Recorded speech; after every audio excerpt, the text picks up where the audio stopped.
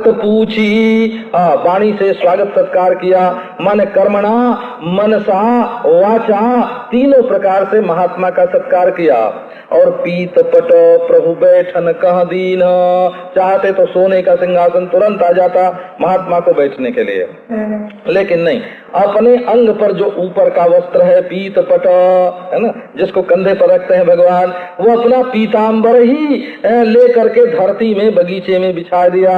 प्रभु बैठन कह दीन, अब पीतांबर अभी बैठे नहीं महात्मा, बिछा दिया भगवान ने कि इस पर बैठ जाओ। कीन दंडवत तीनू भाई सहित पवन सुत सुख अधिकाई, मुनि रघुपति छवि अतुल बिलोकी, भय मगन मन सके न रोकी। श्यामल गात सरोरुह लोचन, सुंदरता मंदिर भव मोचन। एक टक रहे निमेशन लावही, प्रभु कर जोर तिन्ह कहे दशा दे। स्रवत नयन जल पुलक शरीरा, कर कही प्रभु मुनि बर बैठारे, परम मनोहर बचन उतारे। आज धन्य मैं सुनहु मुनीसा, तुम्हारे तरस जाई अग कीसा। बड़े भाग पाई सतसंगा, बिनहि प्रयास होई भव भंगा। संत संग अपवर्ग कर, कामी भव कर पंथ। कहनि संत रामचंद्र की जय। अब भरत लक्ष्मण शत्रुघ्न इन तीनों भाइयों ने दंडवत किया, क्योंकि रामचंद्र ने पहले दंडवत किया ना, तो तीनों भाइयों ने दंडवत किया और श्री हनुमान जी ने दंडवत किया। और सुख बढ़ रहा है, सुख अधिक आई। रामचंद्र जी का एक तो श्री रामचंद्र जी की उपस्थिति और दूसरे का ये संत आ गए और संत भगवंत दोनों का मिलन हो गया, तो ये सुख जो है वो अधिक अधिक बढ़ गया। क्योंकि 7 सर्ग अपवर्ग सुख, धैर्य तुला एक अंग, तूलन ताहि सकल मिली, जो सुख लव सतसंग। 7 स्वर्ग और अपवर्ग का सुख भी यदि इकट्ठा कर दिया जाए तो सत्संग में जो सुख होता है उसके बराबर नहीं होता। तो अब मुनि जी की दशा का वर्णन करते हैं। रघुपति छवि अतुल बिलोकी। रघुपति छवि कैसी है कि अतुल है। अतुल है माने इनकी बराबरी का सौंदर्य कहीं नहीं है, तो अधिक कहाँ से होगा। अब श्री सनकादि जो हैं वो तो देखने लग गए, बिलोकी भय मग्न हो गए। जो पहले जिनका मन पहले आत्मा में मगन होता था, है ना, अपने आश्रय में लीन हो जाता था समाधि काल में। ये भक्ति और समाधि में फर्क क्या है कि समाधि काल में मन लीन होता है परंतु अपने आश्रय में लीन होता है? और ये जब भगवान सामने खड़े हैं तब क्या हुआ कि अपने विषय में लीन हो गया। भय मगन मन, उनका मन जो है वो मगन हो गया माने डूब गया। तो उन्होंने कहा अरे वो मन कहाँ जाता है, डूबता क्यों है? बाहर क्यों डूबता है? ठहर आत्मनिष्ठ रहे, आत्मलीन हो जा, समाधि में मग्न हो जा। पर मन सके न रोकी। मन ने कहा हमारे असली मालिक तो ये आ गए, अब इनको छोड़ करके हम यहाँ कैसे रहें, है ना। जीव आत्मा जो है वो मन का नकली मालिक है और मन के असली मालिक जो हैं वो रामचंद्र हैं। जैसे देखो हनुमान जी हैं, वो पहले सुग्रीव जी के पास रहते थे, पर जब रामचंद्र का मिलन हो गया तो सुग्रीव को छोड़ करके वो राम के पास आ गए। इसी प्रकार ये मन जो है वो जब तक बाहर सामने परमात्मा न मिले तब तक वो भीतर बैठे, और जब सामने परमात्मा मिल गया तब वो भीतर काहे को बैठे, आ करके उनमें मगन हो गया और सनकादि रोक न सके। कहाँ लीन हुआ वो वर्णन करते हैं। अवलोकी हों, भगवान के रूप का जहाँ वर्णन आता है ना, अवलोकी हों सोच विमोचन को, ठगी सी रही जो न ठगे धिकते। उनको धिक्कार है जो इस राम रूप पर, राम सौंदर्य पर मोहित नहीं हो जाते।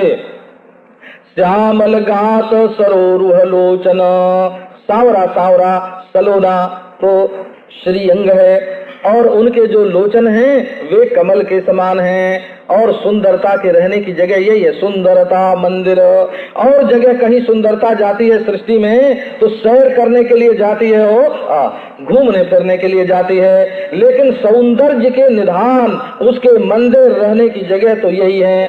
और संसार की जो सुंदरता होती है वो संसार में फंसाने वाली होती है, और ये जो रामचंद्र की सुंदरता है ये भव मोचन, संसार से छुड़ाने वाली है। अब एक टक रहे निमेशन लावहीं, जो हमेशा आंख बंद करके समाधि लगाते थे, अब तो उनकी आंखें खुल गईं। निर्निमेष निमेशन लावहीं, एक टक देख रहे हैं, प्रभु कर जोरे शीस नवावहीं। और इधर सरकार भगवान श्री रामचंद्र जो हैं वो हाथ जोड़ करके अपना सिर झुका रहे हैं, शीस नवावहीं। तीन कहे दशा देखी रघुबीरा, पीताम्बर नीचे धरती पर बिछा हुआ है और भगवान श्री रामचंद्र लक्ष्मण आदि दंडवत करके उठ के खड़े हो गए, हाथ जोड़े सामने खड़े हैं, पर मुनि को तो जैसे कुछ सूझता ही न हो। जब रघुवीर ने उनकी दशा देखी, क्या दशा देखी कि स्रवत नयन जल पुलक शरीरा, आंखों से आंसू की धारा प्रेमाश्रु बह रहे हैं और शरीर में रोमांच हो रहा है। ये परमर्षियों की, ब्रह्म में जिनका मन डूबा हुआ था उनकी ये दशा।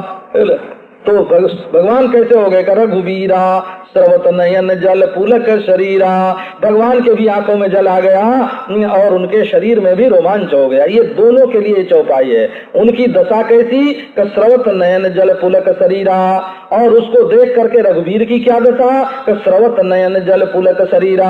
ये रघुवीरा का भी विशेषण है और दशा का भी विशेषण है, बोला। कर गही प्रभु बर मुनि बैठारे, अब भगवान ने हाथ पकड़ करके देखो इशारे इशारे में सब काम हो गया। क्या हो गया कि भगवान ने उनका हाथ ही पकड़ लिया। का हाथ जिसका पकड़ ले भगवान का उसका तो पाणी ग्रहण संस्कार हो गया हो। नारायण जी, हाथ पकड़ना माने कोई मामूली बात, हाथ पकड़ना थोड़ी, भगवान किसी का हाथ पकड़ ले तो कर गही प्रभु मुनि बर बैठा, माने तुम हमारे हो, हमारे आत्मा हो, हमारे परम प्रिय हो। ऐसा मुनिवर को भगवान ने हाथ पकड़ के बैठाया और परम मनोहर वचन उचारे, परम मनोहर वचन उन्होंने कहा। आज धन्य मैं सुनहु मुनीसा, तुम्हारे दरस जाहि अग कीसा। भगवान ने कहा, हे मुनीश्वर श्रवण करो, आज मैं धन्य हुआ आप सरीखे महात्मा का दर्शन करके। माने सभी को इसी प्रकार से सत्संग में महात्मा का दर्शन होने में अपने को धन्य अनुभव करना चाहिए, क्योंकि तुम्हारे दर्शन से सारे जो अघ हैं वो नष्ट हो गए।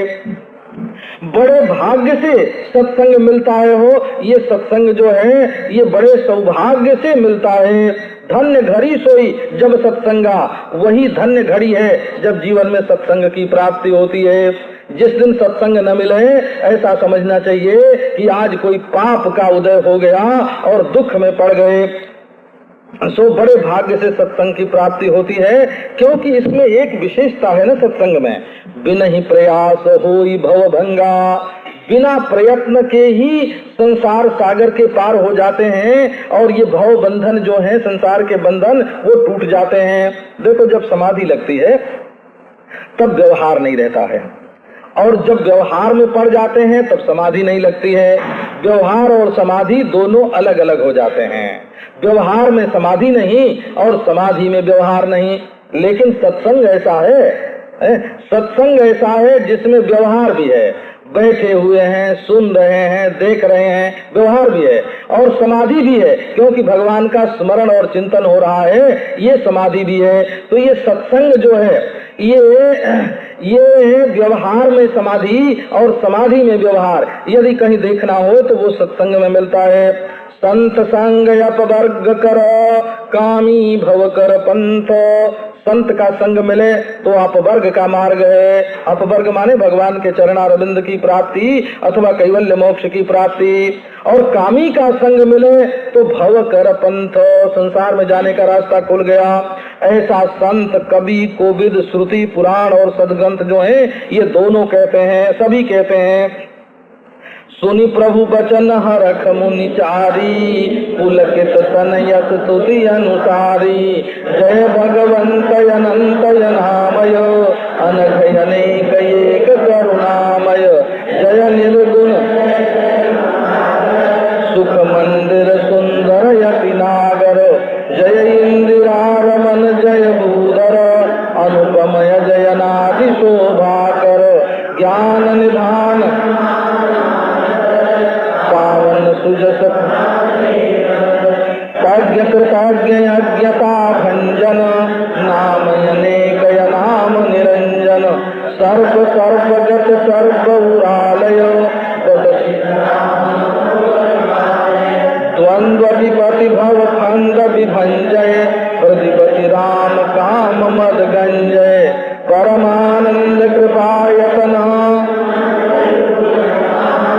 प्रेम भगति अनपायनी देहु हमहि श्री राम।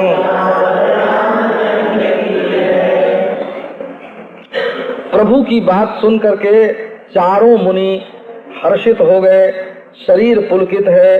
अब स्तुति करने लगे, स्तुति प्रारंभ की उन्होंने।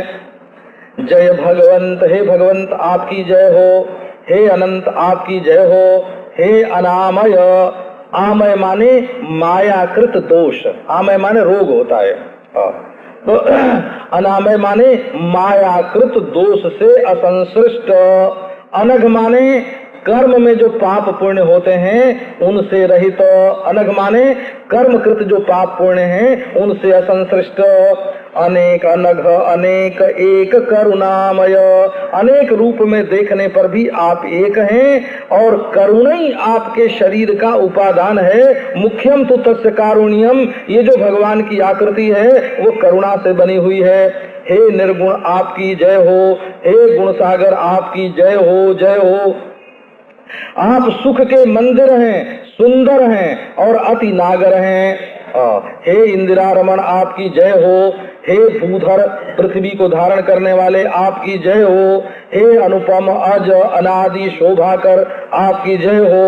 आप ज्ञान के निधान हैं, स्वयं अमान हैं और दूसरों को मान देने वाले हैं। ये विरक्त लोग जब अमान होते हैं, संसार का अभिमान छोड़ देते हैं, तो वो वन में गंगा किनारे रहते हैं लेकिन दूसरे का मान देना उनको नहीं आता है। वो तो पांव फैलाए बैठे हैं, महाराज कोई आवे कोई जाए, है ना। न स्वागत सत्कार करना, न कुशल मंगल पूछना, न प्रणाम आशीर्वाद, अपनी मस्ती में पड़े हैं। लेकिन भगवान स्वयं तो अमान हैं परंतु दूसरे को मान देते हैं। सब ही मान प्रद आप अमानी, संत का जो लक्षण है ना यही, सब ही मान प्रद आप अमानी। अमानी मान दो मान्य, विष्णु सहस्त्र नाम में आया ना, वही अमान मान प्रद। पावन सुजस पुराण वेद बद, पुराण वेद आपके पावन सुजस का वर्णन करते हैं। तज्ञ कृतज्ञ अज्ञता भंजन, ये तज्ञ हैं। तज माने तत्व को जानते हैं, स्वयं तत्व रूप हैं। कृतज्ञ और कोई इनकी सेवा करे तो उसके भाव को समझते हैं। और अज्ञता भंजन, किसी के हृदय में अज्ञता हो गए तो उसको मिटा देते हैं। इनके नाम तो अनेक हैं भक्तों के कल्याण के लिए, परंतु स्वयं ये अनाम हैं। नाम अनेक अनाम, क्योंकि ये निरंजन है। निरंजन है माने माया इनमें नहीं है। अंजना माने माया हो, अंजना तो ये निरंजन है। अंजना माने जो सबको व्यक्त करे सो अंजना। ये जो कार्य प्रपंच को व्यक्त करने वाली माया है उसको अंजना बोलते हैं। अंजन मल को बोलते हैं, काला काला होता है ना। तो निरंजन माने निर्मल, निर्माय आपकी जय हो। आप सर्वात्मा हैं, क्योंकि सब आप में कल्पित है तो अधिष्ठान से अलग तो अध्यस्त कुछ होता नहीं। और सर्वगत, अधिष्ठान जो है वह अध्यस्त में अनुगत है। और सर्वउरालय, सबके हृदय में आप विराजमान हैं। सो सदा हमारी रक्षा कीजिए। आप द्वंद्व विपत्ति और भव फंद को तोड़ दीजिए। और हे रामचंद्र, हृदय में रह करके काम और मद को मिटा दीजिए। आप परमानंद कृपा के आयतन हैं। और मन पर पूर्ण काम, आप मन से परे हैं और पूर्ण काम हैं। अथवा मन परिपूर्ण, आपके संकल्प में जो आता है सो हमेशा पूर्ण हो जाता है। आप सत्य संकल्प हैं। प्रेम भगति अनपायनी देहु हमहि श्री राम। हे श्री राम, हमें आप भक्ति दो। कैसी? बोले प्रेम भक्ति दो, प्रेम लक्षणा भक्ति। तो वो भी कैसी का? अनपायनी, जिसमें कभी अपाय न हो, नाश न हो, जिसमें ऐसी भक्ति हमेशा के लिए दे दो। देहु भगति रघुपति त्रिविध ताप भव ताप न सावनी प्रणत काम सुर धेनु कल्पतरु भव बारिधि कुंभज रघुनायक सेवक सुलभ सकल फलदायक मन संभव दीन बंधु समता विस्तारय आप त्रास विनय विवेक दुरति विस्तारक रूप मौलि मणि मंडन देहि भगति संस्कृति सरितरणी मुनि मन मानस हंस निरंतर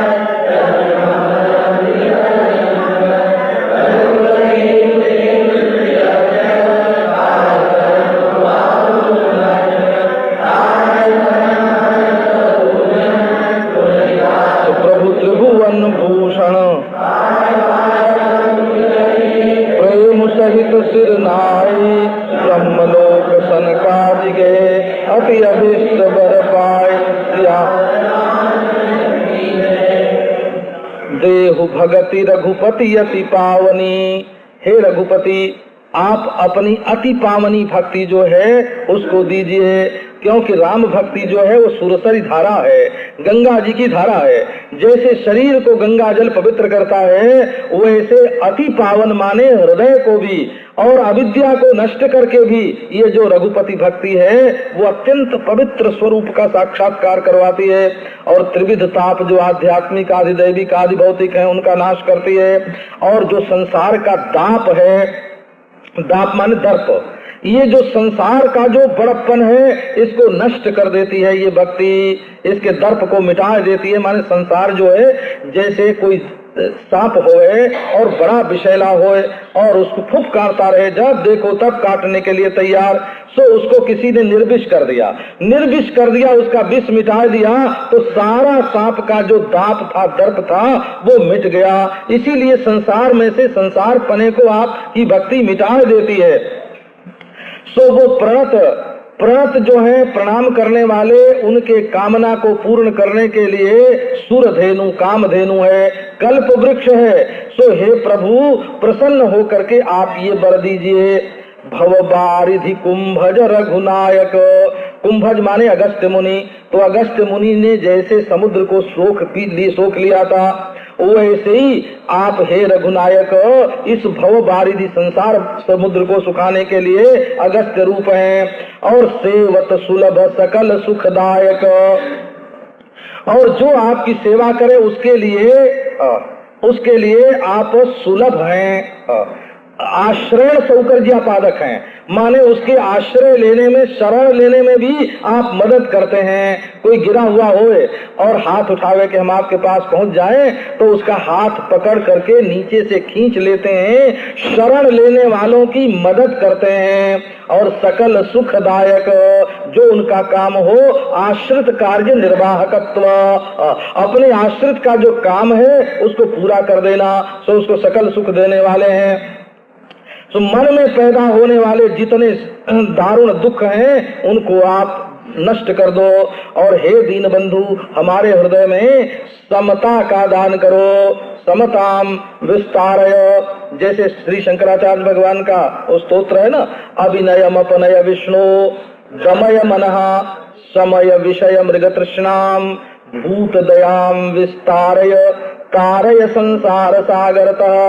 मानो ये स्तोत्र लिखते समय सनकादि के मुख से राम भगवान का स्तोत्र उच्चारण करने के समय वो शंकराचार्य की षटपदी जो है वो तुलसीदास जी की बुद्धि में विराजमान होए। आस त्रास ईर्ष्या आदि निवारक, आशा जो संसार की है और भय जो संसार में है और ईर्ष्या आदि जो हो रही है, देखो आगे के लिए अच्छी अनुकूल जो वस्तु है उसको मिलने की आशा है और प्रतिकूल वस्तु से भय है, और वर्तमान में जो वस्तुएं अपनी बराबरी की हैं उनसे ईर्ष्या द्वेष स्पर्धा होती है। तो इन सब में क्या होता है कि दूसरी वस्तु में मन चला जाता है। आशा लगी किसमें, है ना, त्रास हुआ किसका, ईर्ष्या हो रही किससे, अरे अपना प्रभु तो छूट गया ना उसमें। तो ये सब जो है ये दोष हैं, दुर्गुण हैं, भगवान इनका निवारण कर देते हैं। और विनय, विवेक और वैराग्य इनका विस्तार करते हैं।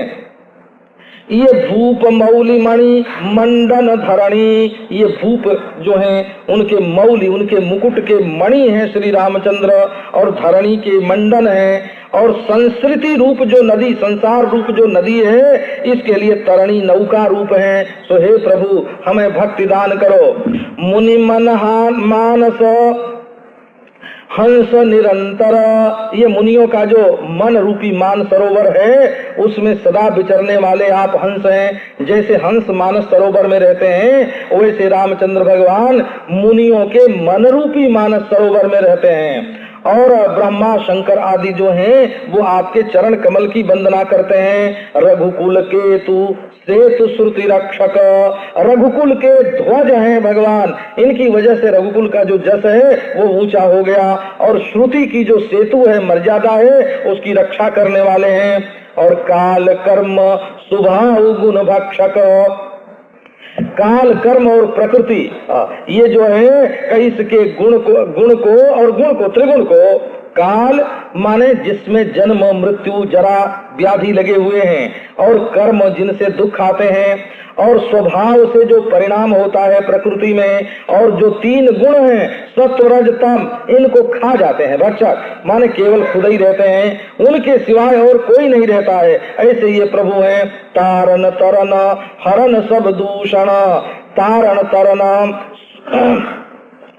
जो दूसरों को तारने वाले हैं उनको भी तारने वाले हैं भगवान। तारण तरण है, और सब दूषणों को हरण करने वाले हैं। और ये प्रभु श्री रामचंद्र जी तुलसीदास के जो प्रभु हैं वो त्रिभुवन के भूषण हैं। इस प्रकार बारंबार सनकादिकों ने स्तुति की और प्रेम सहित उनको सिर झुकाया। सनकादि जो हैं वो ब्रह्मलोक में गए, उन्हें अति अभिष्ट वर की प्राप्ति हुई। सनकादिक विधि लोक सिधाए, पूछत प्रभु ही सकल सकुचाही, चितम सुनीच है प्रभु मुख कह बानी, जो सुनि होई सकल ब्रह्मानी। अंतर्जामी प्रभु सब जाना, पूछत कहु अनुमाना। जोड़ी मान सुनहु दीन दयाल भगवंता, नाथ भरत कछु पूछन चाही, प्रश्न तुम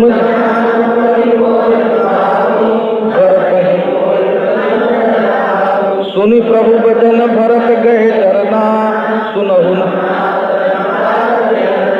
नाथन मोहि संदेह कछु, सपन हो शोकन मोह।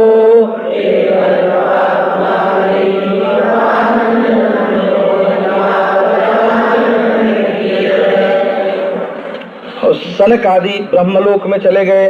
अब भाइयों ने रामचंद्र जी के चरण में सिर झुकाया, क्योंकि अब ये परम सत्संग मिला। स्वयं सनकादि जिनका सत्संग प्राप्त करके रामचंद्र बड़े हर्षित हुए, वही रामचंद्र की स्तुति करके और उनको प्रभु करके है ना चले गए ब्रह्मलोक में। तब भाइयों के मन में आया कि ये विज्ञान निधान भगवान है श्री रामचंद्र, तो इनसे कुछ पूछना चाहिए। तो सभी के मन में पूछने में संकोच होता है। अब सब लोग हनुमान जी की ओर देख रहे हैं, रामचंद्र बैठे हों और हनुमान जी की ओर देखना, ये कुछ बढ़िया बात तो नहीं मालूम पड़ती, लेकिन ये भी संकोच है। इसमें भी बड़ा संकोच है। मैंने बचपन में अपने देखा था, हम तो बच्चे थे, तो हम तो अपने पिता की गोद में बैठते, वो हमको खिलाते, कभी कभी उनके कंधे पर चढ़ जाते, बोला, कभी उनकी चोटी पकड़ के खींचने लगते। हम तो अपने बाबा के साथ, पितामह के साथ ऐसे खेलते, और हमारे पिताजी जो थे वो उनके सामने कभी बराबर बैठते नहीं थे, नीचे धरती पर बैठते थे, प्रणाम करते थे, हाथ जोड़ के बैठते थे। और कोई बात करनी होती तो वो किसी दूसरे से कहते, तो वो पिताजी से कहता, अपने बाबा से कहता, और बाबा को भी कोई बात कहनी होती तो दूसरे वो विद्यार्थी, किसी विद्यार्थी को बुलाते और कहते ये इनसे कह दो, है ना, ऐसे। तो हम लोगों को बड़ा आश्चर्य होता, हम बच्चे थे ना, तो कहते कि देखो हमको तो कोई बात मिठाई मांगनी होती है तो बाबा से कह देते हैं मिठाई खाएंगे, और ये जो है हमारे पिताजी कहिए उनसे बात क्यों नहीं करते हैं। तो पहले लोग ऐसा सील संकोच आपस में बरतते थे, कि वो समय ही कोई दूसरा होगा। भाई भाई से बोलने में संकोच करता है तो हनुमान जी की ओर देखते हैं। ये सब के सब प्रभु के मुख की वाणी सुनना चाहते हैं, क्योंकि उसके सुनने से ही सकल भ्रम की हानि हो जाती है। तो प्रभु तो अंतर्यामी हैं, उन्होंने सब जान लिया। फिर हनुमान जी से, भरत जी से नहीं पूछा कि क्या बात है, हनुमान जी से पूछा कि बोलो हनुमान क्या बात है। अब हनुमान जी हाथ जोड़ करके कहते हैं कि हे दीनदयाल भगवान सुनिए, हे नाथ, भरत जी आपसे कुछ पूछना चाहते हैं, लेकिन प्रश्न करने में उनके मन में बड़ा संकोच होता है। भगवान बोलते हैं कि हे कपि, तुम मेरा स्वभाव जानते हो, कहीं भरत में और मुझ में कोई अंतर है? ये प्रश्न कट गया सारा का सारा। हो क्या पूछेंगे बताओ? भरत ही मोही कछु अंतर काऊ, भरत में और मुझ में कोई अंतर है क्या? माने मैं जो मैं सो भरत और जो भरत सो मैं। भरत भजन करते हैं राम का और राम भजन करते हैं भरत का। जग जपु राम, राम जपु जेहि। सो महाराज ये भरत सरिस को राम सने ही, अब भरत में और राम में कहीं कोई अंतर ही नहीं, अभेद हो गया। तो अब प्रभु की बात सुन करके भरत ने उनके चरण पकड़ लिए और बोले, हे नाथ, हे प्रणतार की हरण, आप श्रवण करो। प्रभु मुझे कोई संदेह नहीं है। काट दिया। माने जब रामचंद्र ने कहा कि मैं और भरत एक, तो अब भरत के मन में अगर कोई संदेह हो गए तो राम पर भी तो संदेह गया ना। भरत और राम एक, और भरत को संदेह तो राम को भी संदेह हुआ। भरत को शोक मोह हो गए तो राम को भी शोक मोह हो गए। तो भरत ने कहा कि नहीं प्रभु नहीं, नाथ न मोहि संदेह कछु, सपने हो शोक न मोह। मैं शोक मोह अथवा संदेह के कारण कुछ नहीं पूछ रहा हूँ, केवल कृपा तुम्हारी, कृपानंद संदो। हे कृपानंद संदो, केवल तुम्हारी कृपा ही कृपा है हमारे तो। आपकी कृपा के सिवाय और कुछ नहीं। आपकी कृपा ही साधन है और आपकी कृपा ही फल है। करो कृपा निधि एक ढिठाई, मैं सेवक तुम जन सुखदाई। बहुविधि वेद पुराणन गाई, श्रीमुख तुम पुनि कीन बढ़ाई। प्रीति अधिकाई सुना चाहो प्रभु तिन कर लक्षण, कृपा सिंधु गुण ज्ञान विचक्षण।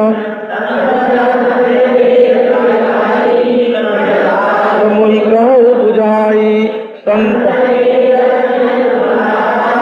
अगणित श्रुति पुराण विख्याता। संतय जिन भारत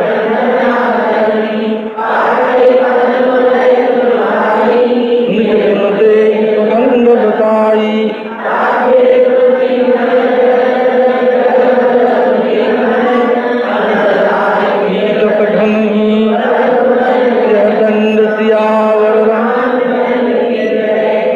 वो कहते हैं कृपा निधि, मैं संदेह शोक या मोह के कारण कोई प्रश्न नहीं कर रहा हूँ, क्योंकि वो तो मुझ में है ही नहीं। आपकी कृपा है। कोई भगवान का नाम ले और बोले हम पापी, है ना। कोई भगवान का ध्यान करे और बोले हम दुखी, है ना। तो ये तो नाम और रूप पर ही मानो दोष लगाना हुआ। नाम लिया तो पापी कहाँ से, रूप का ध्यान किया तो दुखी कहाँ से।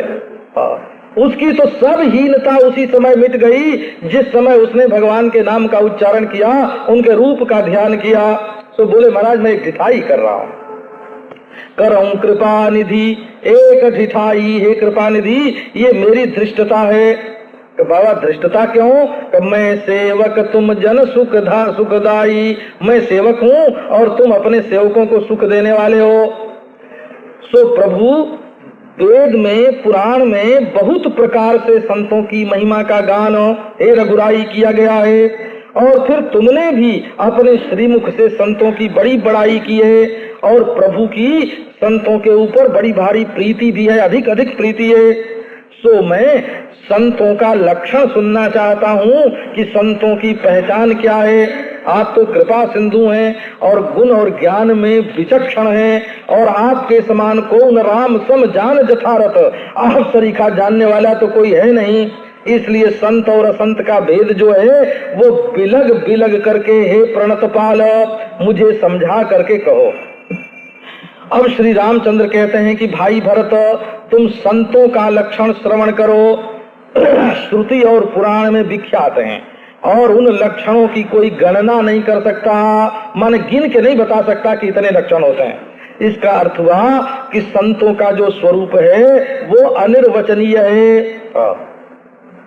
जो ब्रह्म का लक्षण है वही संत का लक्षण है। तस्मिन् तज्जने भेदा भावा, क्योंकि परमात्मा में और परमात्मा के भक्त में भेद नहीं होता। फिर भी तुमको सुनाते हैं, संत असंत निकहे असि करनी, संत और असंत इन दोनों की करनी ऐसी होती है। उनकी जो रहनी है, उनकी जो करनी है, उसमें ये भेद है कि जिमी कुठार चंदन आचरणी, जैसे कुठार माने कुल्हाड़ी, परशु लकड़ी काटने वाला, और चंदन, इन दोनों के आचरण में जैसा भेद है वैसे ही संत और असंत के आचरण में भेद है। क्या भेद है कि पहले उसको समझो। काटई परस मलय सुनु भाई, फरसे का तो ये चरित्र है कि वो जाके चंदन के पेड़ को काटता है।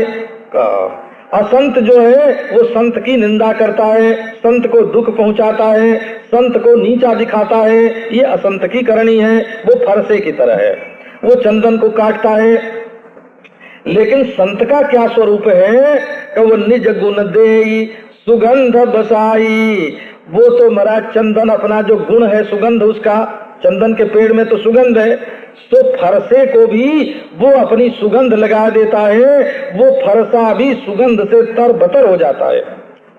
यही दोनों का फर्क है कि असंत जो है वो दूसरे को काटता है और संत का ये लक्षण है कि वो काटने वाले को भी अपने सुगंध से तरबतर कर देता है। तो ताते सुरसी सन चढ़तो जगबल्लभ श्रीखंडो, इसी से श्रीखंड चंदन जो है वो जगत का बल्लभ है और देवताओं के सिर पर चढ़ता है। संत जो है वो देवताओं से बड़ा है और संपूर्ण जगत का प्यारा है। और फरसे की क्या गति होती है, कब जब काटते काटते भोतर हो जाता है तो आग में उसको गर्म करके और घन से उसको पीटते हैं। ये फरसे के शरीर को दंड मिलता है। अब आगे जो संत का लक्षण है वो फिर सुनाएंगे। सियावर राम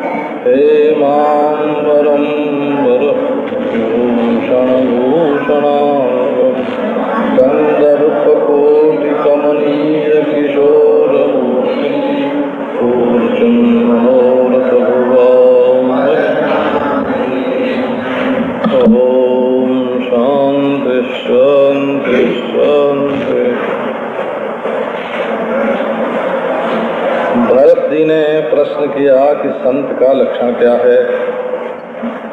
उसके उत्तर में भगवान श्री राम ने पहला लक्षण ये बताया कि जैसे फरसा चंदन को काटता है तो चंदन उस फरसे को भी अपने सुगंध से सुवासित कर देता है। तो असंत की करनी हुई फरसे की करनी और संत की करनी हुई चंदन की करनी। और इसका फल ये होता है कि चंदन तो संतों के, चंदन जो है वो तो देवताओं के सिर पर चढ़ता है और सबको बहुत प्यारा है। और फरसा जो है उसको आग में जला के और खूब पीटते हैं घन से, ये उसको दंड मिलता है। तो संत का लक्षण ये हुआ कि उमा संत का यह बड़ाई मंद करत जो करे भलाई। शंकर जी कहते हैं कि हे उमा, संत की यही बड़ाई है कि दूसरे लोग तो उसके साथ बुरा बर्ताव करते हैं और वो बुरा बर्ताव करने वालों के साथ भी अच्छा बर्ताव करता है, भलाई का बर्ताव करता है। तो संत का ये पहला लक्षण हुआ। अब इस 37वें दोहे के बाद ये रामचरितमानस का प्रसंग चलता है।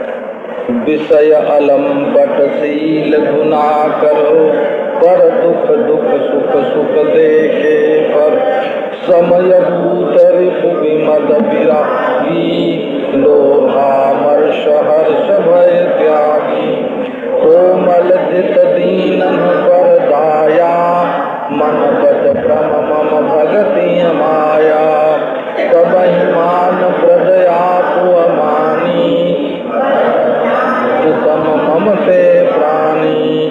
विगत काम मम नाम परायण, शांति विरति विनती मुदितायन। शीतलता सरलता मयत्री, द्विज पद प्रेम धर्म जनयित्री। ये सब लक्षण बसहि जासुर, जानो तत्पुर।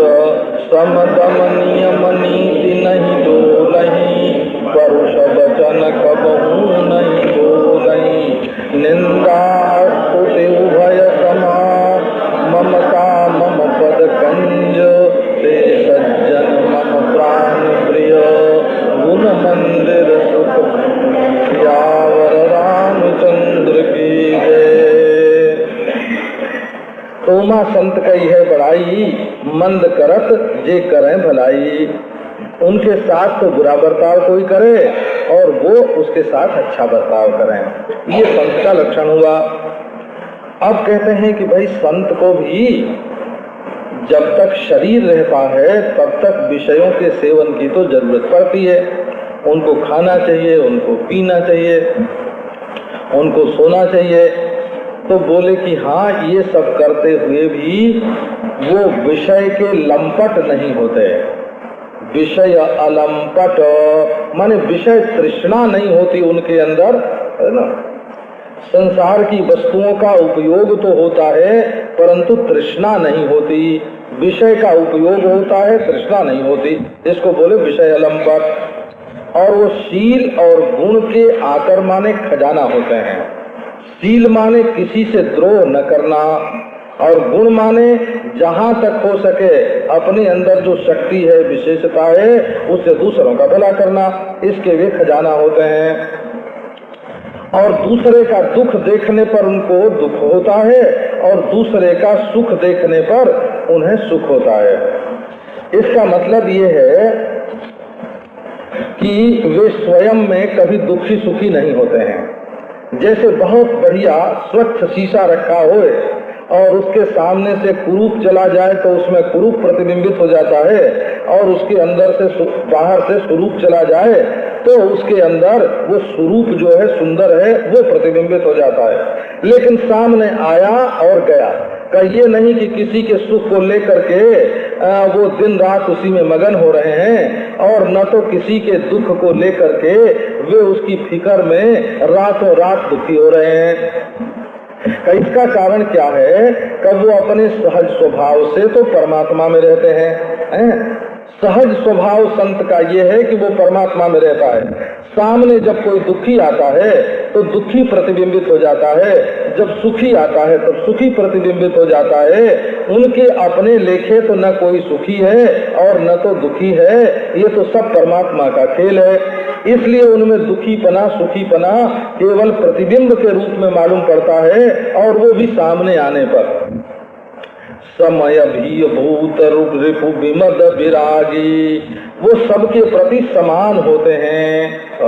सम दुख सुख स्वस्था, सम लोष्टात्म कांचना, तुल्य प्रिया प्रियो धीरा, तुल्य निंदात्म संस्तुति।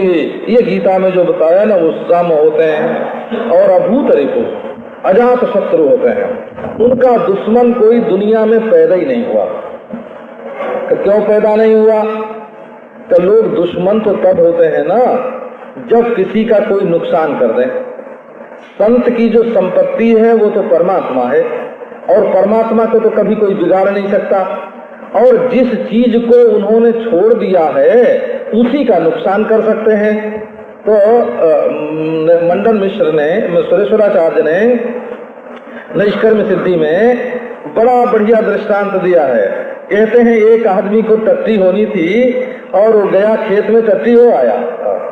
अब गांव के लोग आकर के कहते हैं कि अरे तुम्हारी टट्टी में तो बड़ा दुर्गंध है। तो बोले इससे टट्टी करने वाले का क्या बिगड़ा? उसने कहा बाबा हम तो टट्टी छोड़ आए हैं, तुम उसकी जांच करो। तो जिसने संसार को, जिस चीज को छोड़ दिया है उसमें गुण है कि दोष है, अगर इसको दुनियादार कहते हैं तो इससे संत का क्या संबंध हुआ? तो अभूत रिपु है ना, वो जिस परमात्मा में बैठा है उससे कोई उसको छुड़ा नहीं सकता, और जिसको वो छोड़ चुका है उसका अगर कोई कुछ बिगाड़ दे तो उसका कुछ नहीं बिगड़ा, इसलिए उसका कोई शत्रु नहीं होगा। और विमद, उसको किसी प्रकार का मद नहीं होता, सब में वैराग्य होता है। लोभ वस्तुओं का, अमर्ष माने चिढ़, और संसार के विषयों की प्राप्ति होने से हर्ष, और इनके नाश का भय। लोभ, अमर्ष, हर्ष और भय, इन चारों बातों का इसने त्याग कर दिया है। इसके मन से इसका कोई संबंध नहीं है। कोमल चित्त दीनन पर दाया, उसका चित्त बड़ा कोमल है। संत हृदय नवनीत समाना, वर्णन किया गोस्वामी जी ने कि संत का हृदय कैसा? कि नवनीत माने मक्खन के समान। संत हृदय नवनीत समाना। फिर कहते हैं कि ये भी कहा कबिल पे कहे न जाना, ये बात भी पक्की नहीं है। क्यों? कि निज परिताप द्रवई नवनीता, मक्खन तो तब द्रवित होता है जब उसको आँच पहुंचाई जाए, परंतु पर दुख द्रवई सो संत पुनीता, जो दूसरे के दुख से द्रवित हो जाए उसका नाम संत होता है। कोमल चित दीनन पर दया, और दीन पर दया करते हैं, और मन वच और कर्म से, मन वचन और कर्म से अमाया भक्ति करते हैं, निष्कपट भक्ति करते हैं। क्योंकि संसार में जितनी भक्ति होती है, लोग सेठ की भक्ति करते हैं, राजा की भक्ति करते हैं, जिसकी दुनिया में थोड़ी ज्यादा प्रसिद्धि हो उसकी भक्ति करते हैं। क्यों? बोले उसमें माया रहती है। माया क्या है? कपट। अपना स्वार्थ सिद्ध होता है, सेठ से, साहूकार से, शासन से और राजा से, प्रसिद्धि से अपनी भी प्रसिद्धि होती है, अपना भी स्वार्थ सिद्ध होता है। इसलिए संसार में लोग जहाँ भक्ति करते देखने में आते हैं वहाँ कुछ माया लगी होती है, पर संत जो भगवंत की भक्ति करता है वो निष्कपट माया रहित भक्ति करता है। सब ही मान प्रद आपु अमानी, भरत प्राण सम ममते प्राणी, लेकिन स्वयं मान न चाहे। ये समाज शास्त्र अलग है, वो राजनीति शास्त्र अलग है, और ये जो अध्यात्म शास्त्र है ये पृथक वस्तु है। ये बड़ी उच्च कोटि की अनुभूति है कि ये तो परमात्मा से आत्मा को एक जानने की अनुभूति है। अमानी मान दो मान्य, संसार में मान्य कौन है? कि जो स्वयं अमानी हो और दूसरे को सम्मान दे। भरत प्राण सम ममते प्राणी, श्री रामचंद्र जी कहते हैं कि हे भरत, ऐसे जो प्राणी हैं असल में प्राणी हैं, ते प्राणी, और सब तो जड़ हैं और सब तो पत्थर हैं। जो ऐसे हैं असल में प्राणी वे हैं, और वे हमारे प्राण के समान प्यारे हैं। तो जो भगवान को भगवान के प्राण के समान प्यारे हैं, प्राण तो असल में उन्हीं को प्राप्त हुआ है। विगत काम मम नाम परायण, मन में कोई कामना न हो और भगवान के नाम में परायण हो, है ना। संत होना दूसरी चीज है हो, और बुद्धिमान होना दूसरी चीज है। संसार में कोई बहुत बड़ा बुद्धिमान हो सकता है, लेकिन जो नाम परायण नहीं होगा, नाम परायण चाहे ओम बोलो, राम बोलो, कृष्ण बोलो, खुदा बोलो, गाड बोलो, कुछ बोलो, पर नाम परायण होना जरूरी है। नाम के बिना तो कोई संत होते ही नहीं है। तो नाम परायण, शांति, वैराग्य, विनय और मुदिता, इन चार वृत्तियों का वो घर रहता है। कोई कितना भी उपद्रव करे, चित्त में शांति बनी रहती है। संसार की किसी वस्तु से राग द्वेष नहीं होता, सबके प्रति उसके मन में विनय रहता है। और मुदिता अयन जाही विधि राखे राम ताही विधि रहिए, हर हालत में खुश रहता है। यहाँ यों भी वाह वाह है, कहीं यहाँ यों भी वाह वाह है। ऐसे होवे तो भी ठीक, वैसे होवे तब भी ठीक। का हमारा प्रभु जो करता है किया उसने कि नहीं, देखो ये क्या किया इससे कोई मतलब नहीं, पर देखना यह है कि उसने किया कि नहीं किया। गुरु साहब ने कहा है, गुरु साहब का वचन है, उसते होए नहीं कछु बुरा, उसके हाथों से कुछ बुरा नहीं होता। और कहो कि नहीं कछु करा, और बताओ दूसरा कौन है जिसने कुछ किया हो, तो दूसरे ने तो कुछ किया नहीं, सब उसी ने किया और उसके हाथों कुछ बुरा होता नहीं। तो संत के लिए तो सदा दिवाली संत घर, सदा मस्ती मस्ती उसके घर में है वो। इसलिए मुदिता वृत्ति जो है वो हमेशा उसके अंदर रहती है। तो मुदिता आदि जो हैं वो चित्त को प्रसन्न करने के लिए आवश्यक होती हैं। सुख दुख पुण्यात्मा और पापी, ये चार प्रकार के सुखी दुखी पुण्यात्मा और पापी चार प्रकार के लोग होते हैं। तो मैत्री मुदिता, सुखी से मैत्री करो।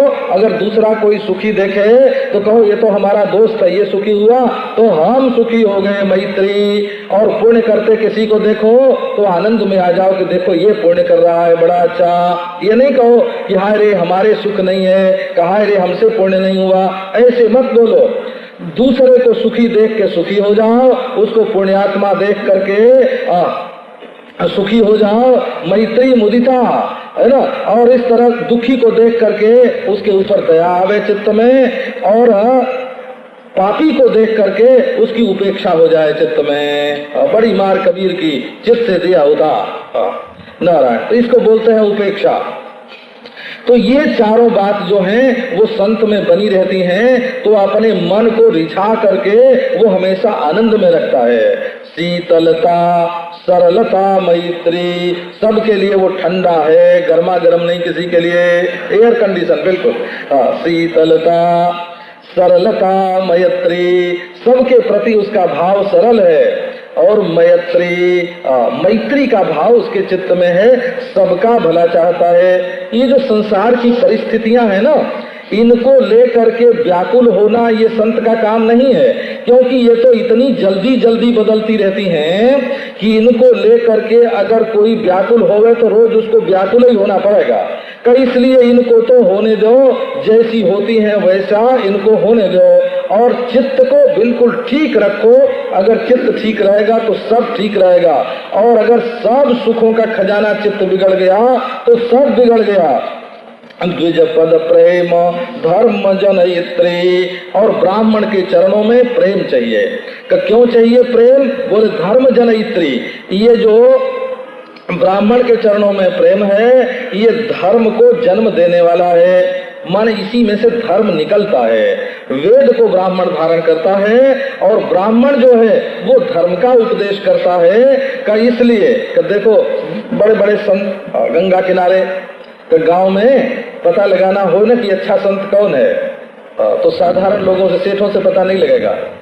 क्यों नहीं लगेगा? तो उनके तो जैसे धन ज्यादा बढ़े, मुकदमा में जीत हो जाए, उनका दुश्मन दब जाए, तो वो बड़ा संत, सिद्ध को वो संत मानते हैं, सिद्धि वाले को।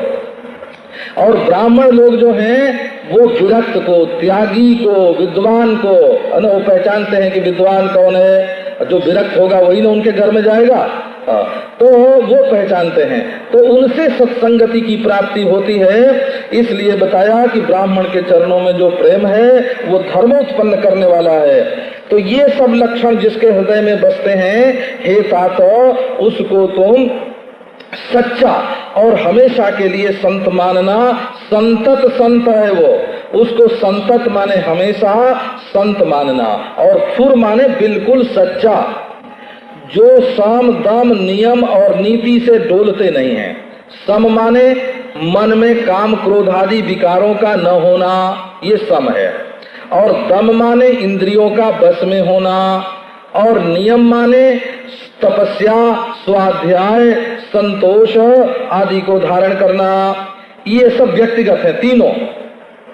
चित्त को शांत रखना, इंद्रियों को दांत रखना और नियम में निष्ठा रखना, ये तीन बात जो है वो व्यक्तिगत हैं। और व्यवहार कैसे करना का नीति नहीं डोलही, दूसरे के साथ जो व्यवहार है वो अनैतिक न होने पावे, वो बिल्कुल नैतिक व्यवहार चाहिए, नीति नहीं डोलही। तो संत कौन है कि जिसके हृदय में शांति, दांति, नियम निष्ठा है और व्यवहार में जो नीति से विचलित नहीं होता है, और परुष वचन कबहू नहीं बोलही, और जो कभी रूखी बात नहीं करते हैं, जब बोलते हैं तब उनके हृदय में जो स्नेह भरा हुआ है ना, उस स्नेह में डुबो करके वचन बोलते हैं, बिना शहद के, जैसे उनकी जीभ पर शहद रहती हो, जैसे उनके हृदय में कोई स्नेह रहता हो, जब बोलते हैं तब मीठे ही बोलते हैं, परुष वचन कभी नहीं बोलते। निंदा, परुष माने रूक्ष, ये परुष में से रू का जब लोप हो गया ना, प में से रू का लोप, प का लोप कर दो तो क्या रह गया, रुख है ना, रूखा। इसी से परुख में से रूखा निकला हो, रूखा। रूखा वचन नहीं बोलते हैं, गीला वचन बोलते हैं। और निंदा स्तुति उभय सम, निंदा और स्तुति, अब उनकी कोई निंदा करे तो, उनकी कोई प्रशंसा करे तो दोनों के प्रति समान है। क्योंकि जो स्तुति करता है वो चित्त को उत्साहित करता है? बोले तुम्हें वो प्रत्यक्षम ब्रह्मासी, महात्मा जी के सामने बोल गए, बैठ गए और बोले महिम्न पारम ते परम विदुषो यद्य सदृशी। मंडलेश्वर जी बस महाराज बिल्कुल आसन से बैठ गए और हाथ सीधा हो गया और बोले कि देखो ये हमको ही तो कह रहा है ना, महिम्न पारम ते परम सदृशो यद्य सदृशी, हम तो साक्षात ब्रह्म है। उत्साहित कर रहा, ब्रह्माकार वृत्ति बना रहा है ना। और निंदा करी कि तुम्हारी ये गलती, ये गलती, ये गलती, बोले वैराग्य दे रहा है। वाह वाह वाह, ये हमारे वैराग्य का गुरु है ना। जिसने निंदा की उसने हमारे चित्त को वैराग्य दिया, और जिसने स्तुति की उसने ब्रह्माकार वृत्ति को प्रोत्साहित किया। तो दोनों ही तो अपनी भलाई चाहने वाले हुए। निंदा स्तुति उभय सम, ममता मम पद कंज, भगवान के चरणों में केवल ममता है और कहीं ममता नहीं। ते सज्जन मम प्राण प्रिय, गुण मंदिर सुख पुंज, ऐसे जो सज्जन हैं वो मेरे प्राण प्रिय हैं और वो गुणों के मंदिर हैं और सुख के पुंज हैं। सुनहु असंतन के रसुभाऊ, भूलहु संगति करिय न काऊ, तिन कर संग जिमि कपि नहीं भाले हरहाई, खलन हृदय अति ताप विसेकी, जरहि सदा पर संपत्ति देखी, जहु हर कहीं मनहु परी निधि पाई, काम क्रोध मद लोभ परायन, निर्दय कपटी कुटिल मलायन, बयरुव कारण सब काहू, जो कर हित अनहित ताहू सो, झूठ ही लेना झूठ ही देना, झूठ देना, बोल ही मधुर वचन जिमि मोरा, खाई महा हृदय कठोरा, परद्रोही परदार रस, परध्वन पर अपवाद, ते नर पावर पापमय, देह धरे मनुजा सिया।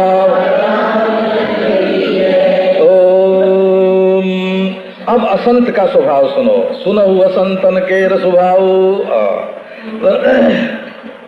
बचपन में हमको लोग संतन बोलते थे, संतन, शांतनु नाम था ना संतनु, तो गांव के लोग संतन बोलते थे, संतन, संतन पंडित ऐसे बोलते थे।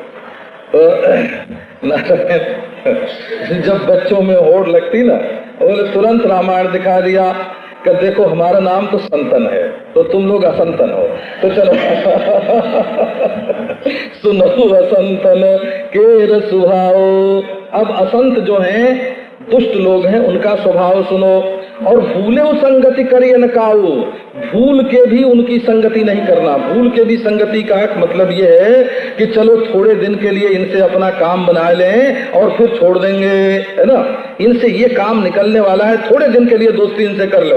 अरे थोड़े दिन के लिए अगर उनकी संगति करोगे तो वो उंगली पकड़ते पकड़ते पहुंचे ही पकड़ेंगे, बोला।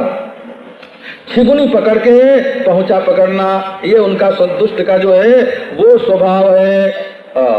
ये कहते हैं कि तरंगायिता अपि में संगात समुद्रायन्ते, पहले ये तरंग की तरह आते हैं और बाद में समुद्र की तरह बन जाते हैं। इसलिए थोड़ी देर के लिए भी इनका संग उचित नहीं है, क्योंकि इनका जो संग है वो सदा दुख देने वाला है।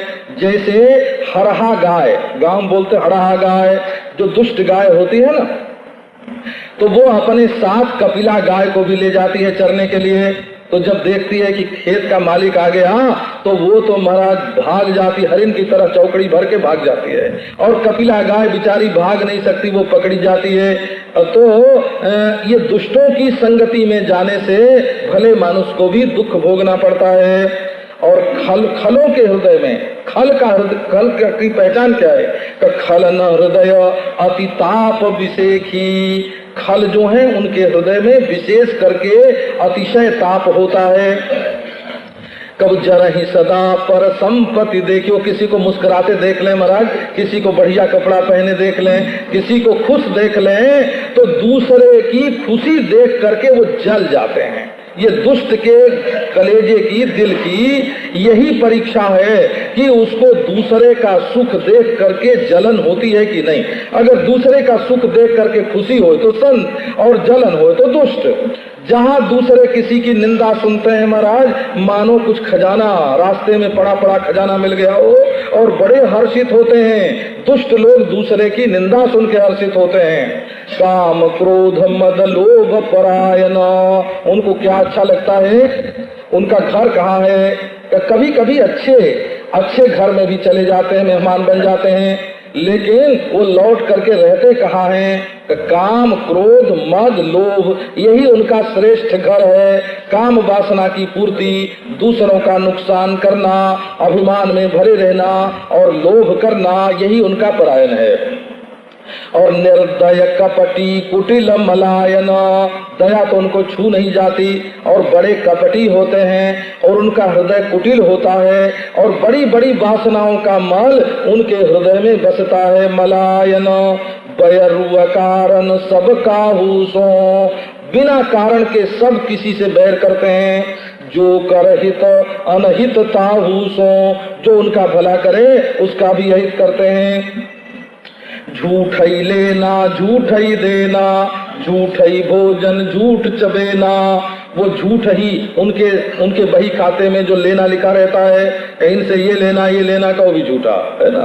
हाँ, लेते हैं तो झूठ बोल करके, किसी से कुछ लेना हुआ तो झूठ बोल करके लेंगे।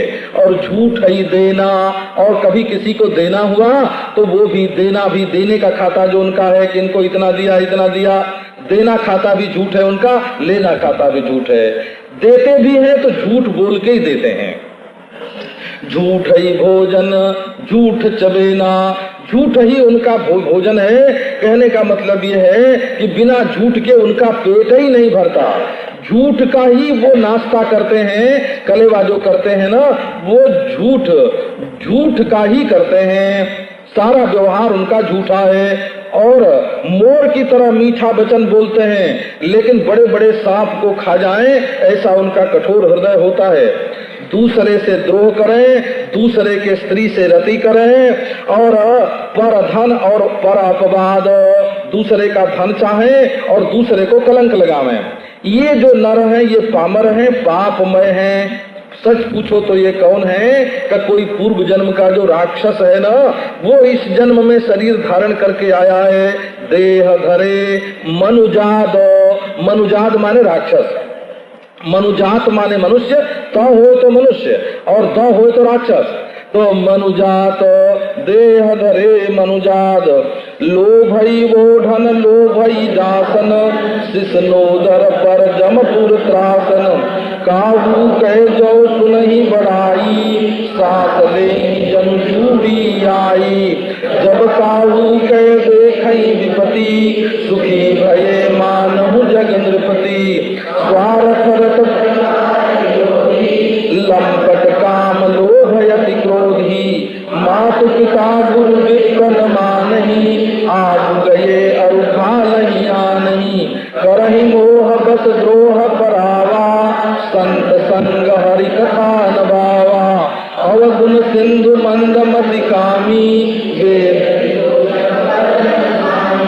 विप्रद्रोह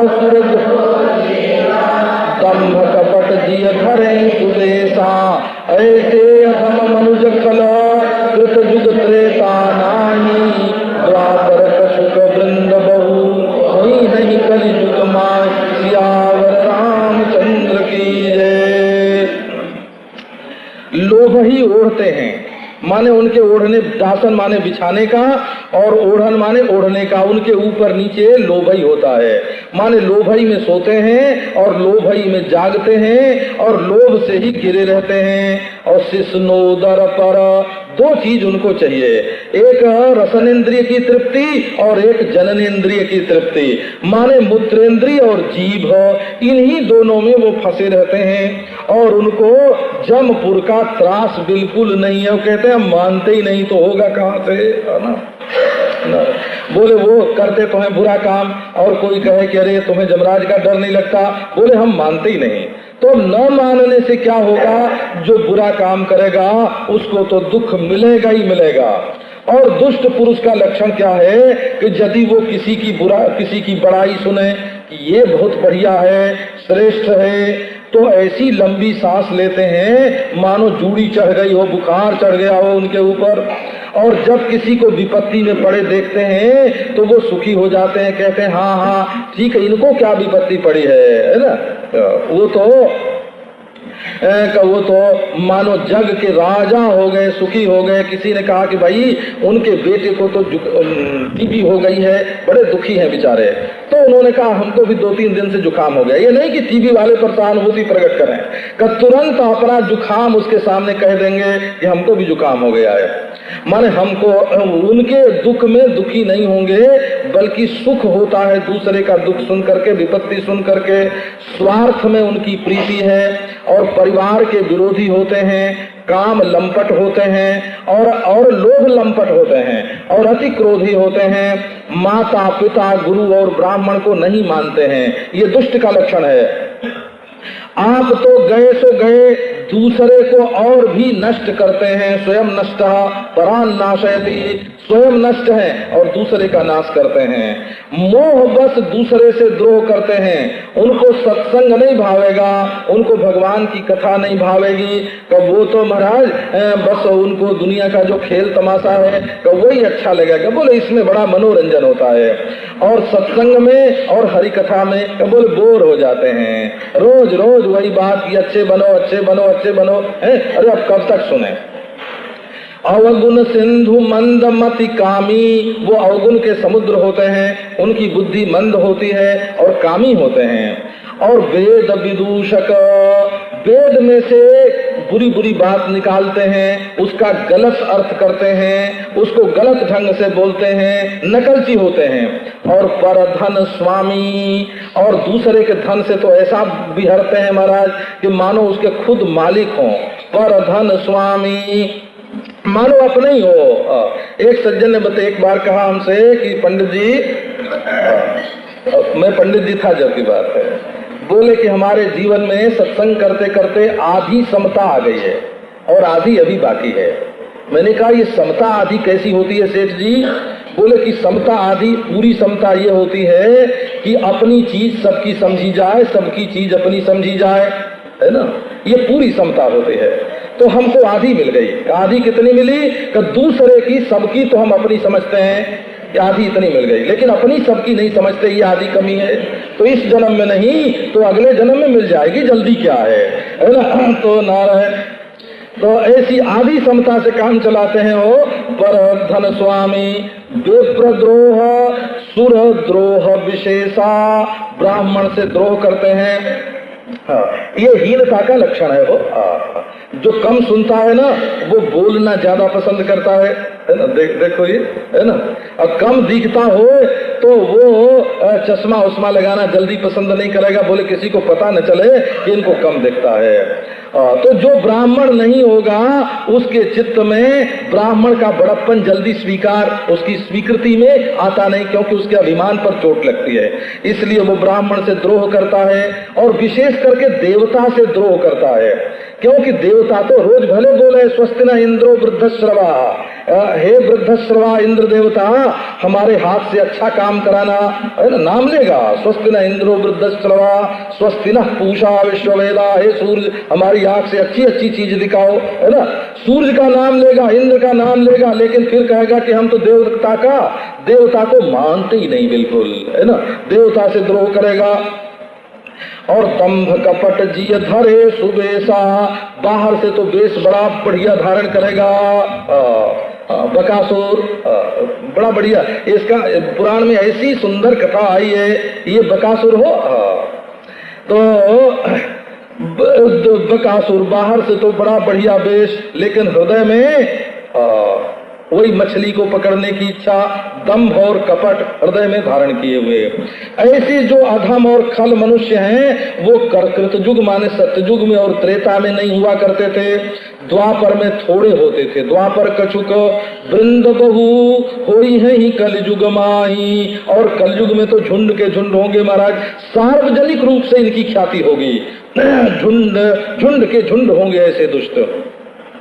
परहित सरिस धर्म नहीं भाई, पर पीड़ा सम नहीं अधमाई, निर्णय सकल पुराण वेद करो, कहो तात जान ही कोविद नर, नर शरीर धरिजे पर परहित साई महाभव वीरा, करहि मोह बस नर यग नाना, स्वार्थ रस परलोक नसाना, काल रूप तिन कहूँ मैं शुभ कर्म फल दाता, अस विचार भजहि मोहि संस्कृति दुख त्याग ही कर्म शुभाशुभ दायक, भजहि मोहि सुर नर मुनि नायक, संत तेन परहि भव जिन लखि राखे, सुनहु तात माया कृत गुणयरु दोष अनेक, गुणयरु भयन देखिए सो अविवेक, सियावर रामचंद्र की जय। दूसरे का भला करना, इसके समान दूसरा कोई धर्म नहीं है भरत जी, और दूसरे को दुख पहुंचाना, इससे बड़ी अधमाई नहीं है कोई संसार में। सब पुराण और वेद का ये निर्णय है, और हे तात कोविद नर इस बात को जानते हैं और उन्होंने कहा है, इसका वर्णन किया है। जो मनुष्य शरीर धारण करके दूसरे को दुख पहुंचाते हैं उनको इस संसार में बड़ा भारी कष्ट सहना पड़ता है। ये मनुष्य जो हैं वो मोह के बस होकर के नाना प्रकार के बुरे काम करते हैं, स्वार्थ में लगे रहते हैं, और इनका जो परलोक है वो नसाना नष्ट हो गया। देखो उपनिषद में जहाँ लोक का वर्णन आता है वहाँ आत्मा के लिए भी लोक शब्द का प्रयोग आता है। अयम आत्मा अयम लोकः, ये जो आत्मा है यही लोक है। तो जो लोक को कष्ट पहुंचावेगा, जो लोक को कष्ट पहुंचावेगा उसका तो लोक नष्ट हो गया ना। स्वयं जान जो लोगों को तकलीफ पहुंचावेगा उसका तो लोक बिल्कुल नष्ट हो गया। क्यों? लोक नष्ट होने का क्या अर्थ हुआ? अपने आत्मा का ही नाश हो गया।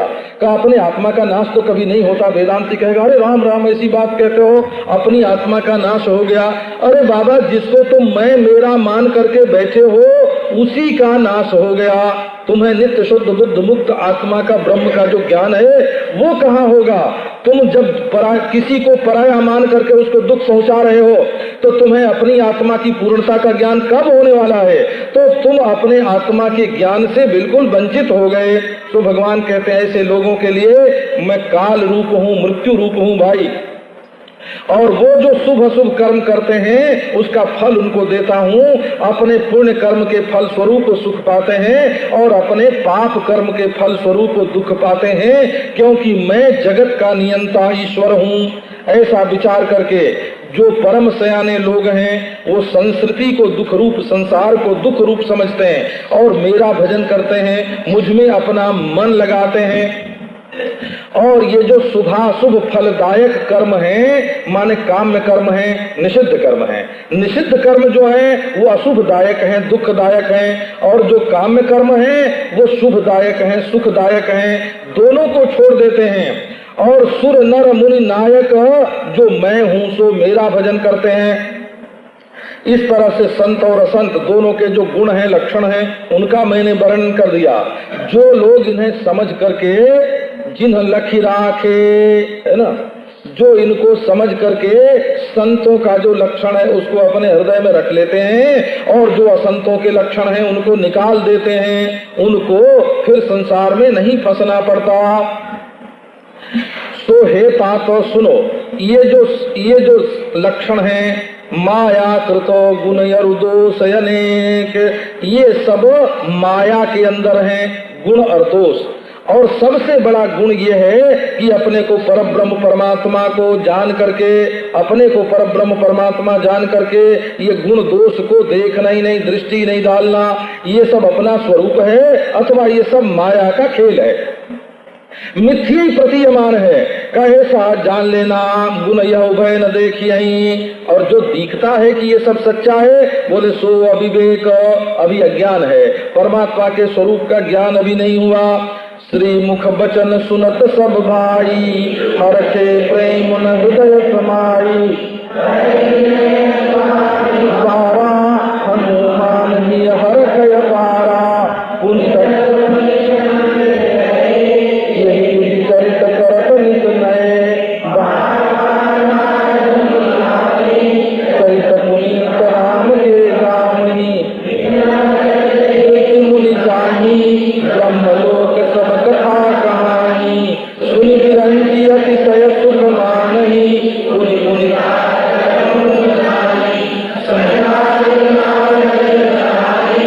यद्यपि ब्रह्म निरत मुनियाणी। सादर सुनई परम अधिकारी, जीवन मुक्त ब्रह्म पर चरित सुनई तज ध्यान। जे हरि कथान करहि रति, तिनके ही अपाखान। अब श्रीमुख भगवान श्री रामचंद्र के श्रीमुख से ये वचन सुन के सब भाई जो हैं वो हर्षित हो गए और उनका जो प्रेम है हृदय में समाता नहीं है और बारंबार अति विनय करते हैं। और हनुमान जी को हृदय में अपार हर्ष हो रहा है और बारंबार विनय करते हैं, क्योंकि आज तो भगवान के श्रीमुख से ही उन्हें संत और असंत का लक्षण सुनने को मिला। एक तो बढ़िया बात, और दूसरे बढ़िया व्यक्ति के मुंह से सुनने को मिले। वैसे बढ़िया बात किसी के मुंह से सुने तो उसको सुनना चाहिए और ग्रहण करना चाहिए। शास्त्र का यही आदेश है इसके संबंध में। ननु वक्त्र विशेष निष्प्रिया गुण गृह्या वचने विपश्चिता। जो विद्वान पुरुष होते हैं वो वचन में से गुण ग्रहण कर लेते हैं और दोष छोड़ देते हैं। कहते हैं कि बोलने वाला कौन, लेकिन बोलने वाला भी जब अच्छा मिल जाए तब तो बोलने वाला भी जब अच्छा मिल जाए तब तो कहना ही क्या है। सो भगवान श्री राम वक्ता और भरत लक्ष्मण शत्रुघ्न हनुमान जी श्रोता बारंबार विनय करते हैं, अपार हर्ष हृदय में हो रहा है। अब इसके बाद श्री रघुपति रामचंद्र जो हैं वो अपने महल में गए और इस प्रकार नित्य नए चरित्र करते हैं। बारंबार नारद मुनि आते हैं और रामचंद्र के पुनीत चरित्र का गान करते हैं। अब रोज नारद जी आकर के अयोध्या में नए नए चरित्र देख करके जाते हैं और ब्रह्मलोक में अयोध्या की कथा सुनाते हैं। सुन करके ब्रह्मा जी को अतिशय सुख होता है और कहते हैं कि बेटा नारद, बारंबार तुम राम चरित्र का, राम गुण का गान करो। पुनि पुनि तात करहु गुण गान ही, कहे तात तुम बारंबार गुण गान करो। सनक आदि जो हैं, जो ध्यान में मग्न रहते हैं ब्रह्मलोक में, वो नारद जी की सराहना कहते करते हैं। यद्यपि वो ब्रह्म निरत हैं, मुनि हैं, समलीन मानस, उनका मन ब्रह्म में डूबा रहता है और वो ब्रह्मरत हैं, तथापि सुनि गुणगान समाधि विसारी। गुणगान सुन करके उन्होंने समाधि लगाना छोड़ दिया। जिनके लिए समाधि और विक्षेप दोनों एक हो गया, कब वो समाधि लगाने का आग्रह क्यों करें? कब वो तो गुणगान श्रवण करते हैं, बड़े आदर से सुनते हैं और असल में वे परम अधिकारी हैं, क्योंकि निष्काम श्रवण करते हैं। उनको उस चरित्र से आनंद ही आनंद लेना है, दूसरा कोई लाभ नहीं उठाना है। सो जो ब्रह्म परायण जीवन मुक्त हैं वे ध्यान छोड़ करके भी भगवान के चरित्र का श्रवण करते हैं। आत्मा रामाश्च मुनयो निर्ग्रंथा अपुरुक्रमे, और जो भगवान के चरित्र में रति नहीं करते हैं उनका दिल नहीं है, उनका दिल तो पत्थर है। तिनके ही पाखान, उनके हृदय पाषाण के समान है। जिनके हृदय में रामचरित्र के प्रति प्रीति नहीं है। एक बार रघुनाथ बुलाए, गुरु द्विजपुरवासी सब आए, वैसे बोले बचन भगत भय भंजन, सुनहु सकल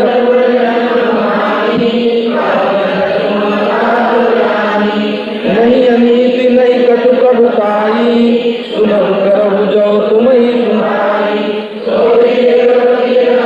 सोई मम अनुशासन मानई जोई,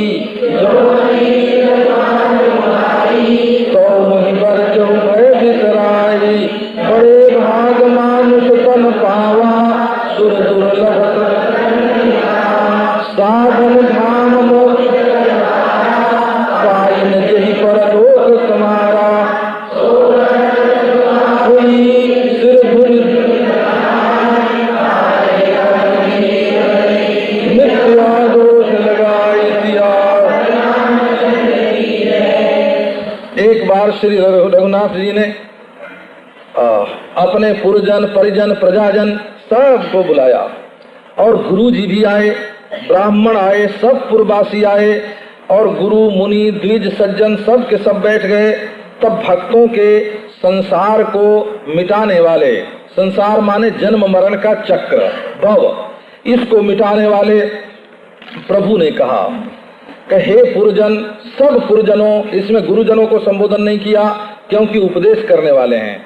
तो उपदेश जो किया जाता है वो बड़े बूढ़ों को नहीं किया जाता, छोटों को किया जाता है।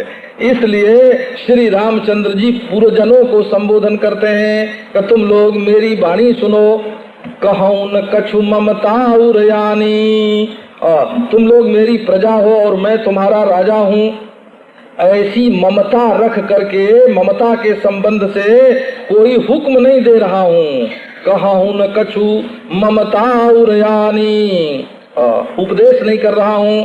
रामचंद्र भगवान तो छोटे भाइयों से भी बात करते थे मुस्करा करके, और पहले बोलते थे ना, ये नहीं कि भाई बुलावे तब बोले, अपने आप ही बात करना शुरू कर देते थे और कहते थे स्मारे न तो शिक्षाए, तुमको हम याद दिलाते हैं भाई, तुमको शिक्षा नहीं देते हैं, उपदेश नहीं देते हैं, तुमको याद दिलाते हैं, क्योंकि तुमको तो पहले से मालूम ही है। कैसा नहीं कि तुम लोगों को जो बात नहीं मालूम है वो मैं उपदेश दे करके तुम लोगों को बता रहा हूँ, है ना। तुम में से बहुत थोड़े लोग समझेंगे, अरे बड़ी गूढ़ बात कह रहा हूँ, डीप फिलॉसफी है ये। तो नारायण ऐसे बोलते हैं, तो क्या ऐसे रामचंद्र भगवान ऐसे नहीं बोलते हैं। वो तो कहते हैं बात तो तुम लोगों को मालूम है, लेकिन मैं याद दिलाता हूँ, नहीं अनीति नहीं कछु प्रभुताई, ये बोलने में कोई अनीति की बात नहीं है। और मैं कुछ अपना राजापना सम्राटपना नहीं दिखाता हूँ, कोई हुक्म हाकिम नहीं देता हूँ कि ये हाकिम का कोई हुक्म हो। सुनहु करहु जो तुम ही सुहाई, हमारी बात सुन लो, अगर तुमको अच्छी लगे तो करना और न अच्छी लगे तो मत करना, ये कोई बंधन की बात नहीं है। देखो रामचंद्र ऐसे बोलते हैं, सुनहु करहु जो तुम ही सुहाई, सुन लो, अगर तुमको अच्छा लगे तो करना।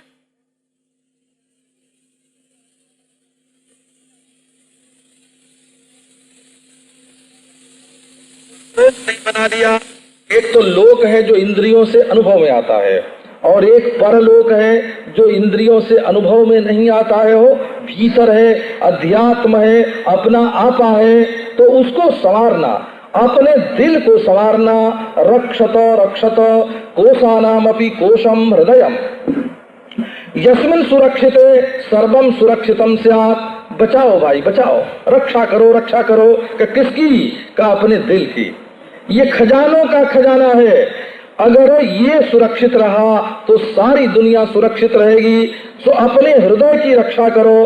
सो परत्र सुख दुख पावई, सिर धुनी धुनी पछताए, उसको बाद में बड़ा दुख मिलेगा और सिर धुन धुन के उसको पछताना पड़ेगा और कहेगा क्या करें, समय ऐसा आ गया। बोले क्या कहें, कर्म ही ऐसे हैं। बोले ईश्वर ही ऐसा कर रहा है। झूठ मूठ दूसरे के सिर पर दोष लगावेगा। ईश्वर किसी का कुछ नहीं बिगाड़ता, कर्म किसी का कुछ नहीं बिगाड़ता, काल भी किसी का कुछ नहीं बिगाड़ता। जो इस मनुष्य शरीर को प्राप्त करके अपने पुरुषार्थ साधन से भ्रष्ट हो जाता है कि उसी को सब दुख देते हैं, और जो अपने साधन में लगा हुआ है उसको कोई दुख नहीं देता। यही तन कर फल विषय न बाई, स्वर्ग स्वल्प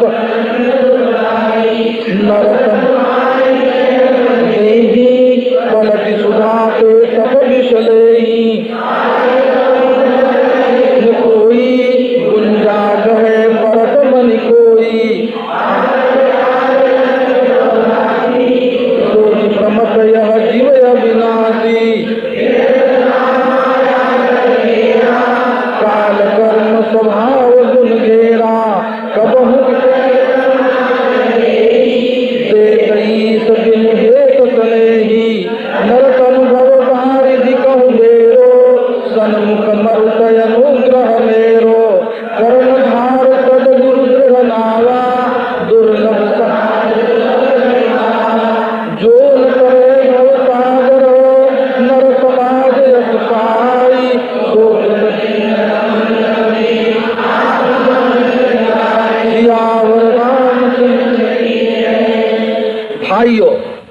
इस शरीर की प्राप्ति का फल विषय भोग नहीं है।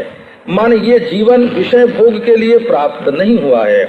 और ये कहो कि इस लोक में नहीं तो परलोक में भोग प्राप्त करें, तो स्वर्ग भी एक छोटा सा देश है और थोड़े दिनों तक के लिए मिलता है, और वहां भी विषय जो हैं वो बड़े छोटे हैं, इसलिए स्वर्ग भी स्वल्प है और अंत में वहां से गिरना पड़ता है, तो वो भी दुखदायी है। जो लोग ये मनुष्य शरीर प्राप्त करके विषय भोग में अपना मन लगाते हैं, उनको मिली तो थी सुधा, मिला था अमृत, लेकिन वे अपनी सठता के कारण, मूर्खता के कारण वो अमृत दे करके उसके बदले में विष ले रहे हैं। सो उन्हें संसार में कभी कोई भला नहीं कह सकता। जो अब परस मणि को, स्पर्श मणि को, पारस मणि को तो फेंक दें और उसके बदले में गुंजा जो है का उसको उठा लें। देखो ये 84 लाख जो है 4 प्रकार की जोनियां, उद्भिद हैं, स्वेदज हैं, अंडज हैं, जरायुज हैं, ये 4 प्रकार की खान है प्राणियों की, और 84 लाख इनके भेद हैं, जोनियां हैं। उनमें ये अविनाशी आत्मा अपने कर्म के बंधन में अपने को परिच्छिन्न, संसारी, कर्ता, भोक्ता, भ्रम बस मान करके भटक रहा है। सो माया की प्रेरणा से, काल, कर्म और स्वभाव के गुणों से घिरा हुआ ये जीव जो है एक से दूसरे में, दूसरे से तीसरे इन जोनियों में भटकता रहता है। कभी भगवान बड़ी करुणा करके तब इसको मनुष्य का शरीर देते हैं। क्यों देते हैं कि बिनु हेतु स्नेही प्रभु जो है वो बिना किसी कारण के ही करुणा करते हैं। कुछ लेके पूजा भेंट है ना, कुछ जाप ताप साधन ले करके कृपा करते हो सो बात नहीं, अपने स्वभाव से बिना कारण के ही करुणा करते हैं और करुणा करके ये मनुष्य शरीर देते हैं। नरत अनुभव बारिधि कह बेरो, ये जो मनुष्य शरीर है ये संसार समुद्र पार करने के लिए बेड़ा है ना, ये जहाज है। तो सन्मुख मरुत अनुग्रह मेरो, और मेरा जो अनुग्रह है भगवान का वो अनुकूल वायु है, और इसमें जो सदगुरु है वो कर्णधार है, नाव का मुंह मोड़ दे कि इधर चलो उधर चलो। और ये शरीर जो है ये दृढ़ नौका है। तो दुर्लभ साज सुलभ करी पावा, ये दुर्लभ सामग्री बड़ी सुलभ हो गई है इस जीवन में। ऐसा समाज, ऐसी सामग्री प्राप्त करके जो मनुष्य भव सागर से पार जाने का प्रयास नहीं करता वो कृत निंदक है, कृतज्ञ नहीं है। वो कृतज्ञ है भगवान के प्रति। भगवान ने तो ये मनुष्य शरीर दिया लेकिन वो उनके दिए हुए का लाभ नहीं उठाता है, मंदमती है। और आत्म को जो गति मिलती है आत्मघाती को, असुर सूर्यानाम ते लोका अंधेन तमसावृता तास्ते प्रेत्याभिगच्छन्ति। जे केचात्महनो जनाः, उसको वो आत्मघाती गति की प्राप्ति होती है। तो जो परलोक यहाँ सुख चाहू, सुनि मम वचन हृदय दृढ़ कहू। सुलभ सुख भगति मोरि पुराण श्रुति गाई। कठिन मन देखा, भगति हुई न मोहि प्रिय नहीं सोऊ। भगति स्वतंत्र सकल गुण पुण्य कुंज बिनु मिलहि संता। पुण्य एक जग मह नहीं दूजा, मन क्रम वचन मित्र पद पूजा।